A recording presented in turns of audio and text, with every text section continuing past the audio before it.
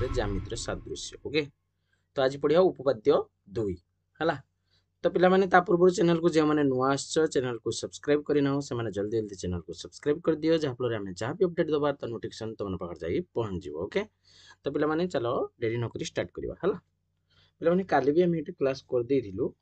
टिके किसी भूल हवा कारण यहाँ कटि जाइला। देख मुझे तुमको अलरेडी ये लिखी सारी आ खाली बुझे दूसरी जिनसा देख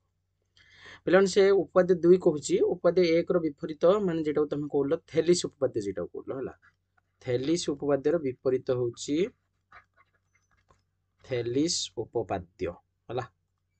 थेलिस उपपाद्यर विपरीत हूँ तुम उपपाद्य 2 थेलिस उपपाद्य है कौच एक त्रिभुजर दुई बाहु को समानुपातर अंतर्विभाजन करुथिबा रेखा उक्त त्रिभुजर तृतीय बाहुस समांतर हम पे आर्थर कौन दौड़ा जे तृतीय बाहुस समांतर दौड़ा आउ से जन सम अनुपात अंतर्विभाजन कर गीतटा से प्रूव करने कहला है। चित्रटा देख मुझे आउ थे ये करुच्ची लिखि तो देजी अलरेडी तुम चित्रटा देख आउ थे मुझे देख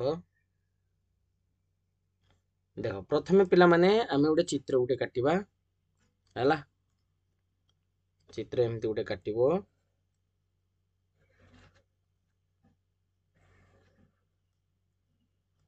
आ ना दे दबो पिला माने ए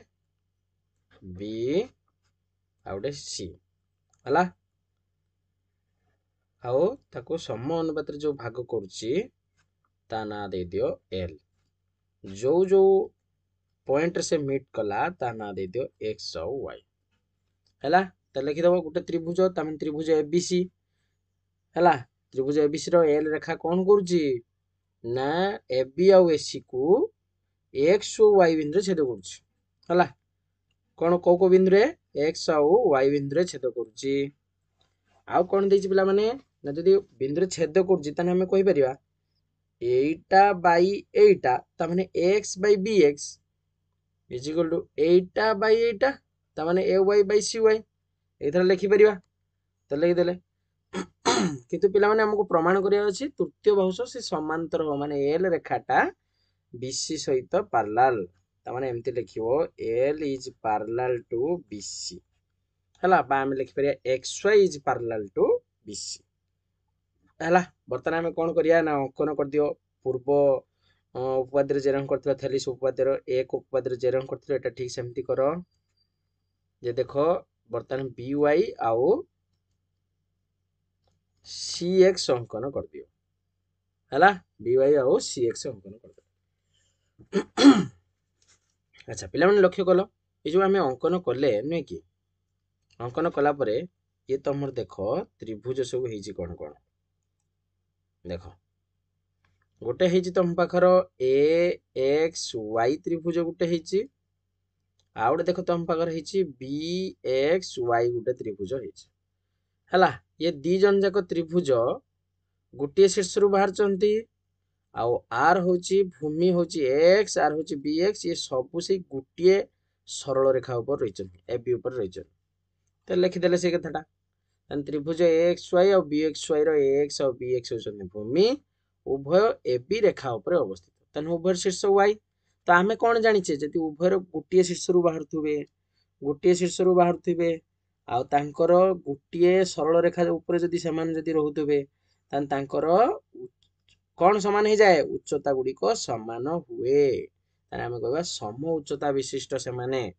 है अर्थात सम उच्चता है बाकी जो रहा उच्चता समान आउ कौन रहा भूमि रहा तार आम कह त्रिभुज द्वयर क्षेत्रफल अनुपात माने त्रिभुज ए एक्स वाई क्षेत्रफल बाई त्रिभुज बी एक्स वाई क्षेत्रफल is equal to X by B X एति लिखिपर ना ना तो ताकू दे दियो इक्वेशन 1 तो पिला माने सेही भलिया एपटू लक्ष्य कल ए भलिया गोटे आउ गोटे चित्र अछि ना देखो सेही ए एक्स वाई एपटर से नक ये हेला बी वाई सी ये गोटे चित्र होगा तो दीटा आग चित्र